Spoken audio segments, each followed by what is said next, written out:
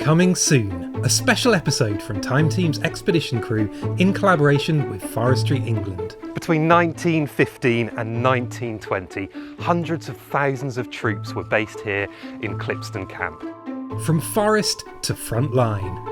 Lawrence has assembled a team including people from Forestry England, Operation Nightingale, Nottinghamshire Council and of course Time Team to investigate their training area that's been protected by these trees for nearly 100 years.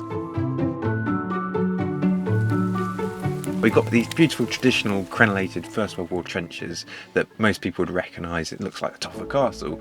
But we've also got these slightly different ones with these giant pits with linear connections. I personally don't recognise this as a typical type of trenching network. Have you got any sense of what this could be? We found the natural here. It's very difficult out here because the amount of vegetation, we're probably looking at a good foot or two before we find the bottom of the trench. We've got our first artefact. Fantastic. Join us for the premiere on Sunday the 28th of July at 7 p.m. BST on the Time Team official YouTube channel.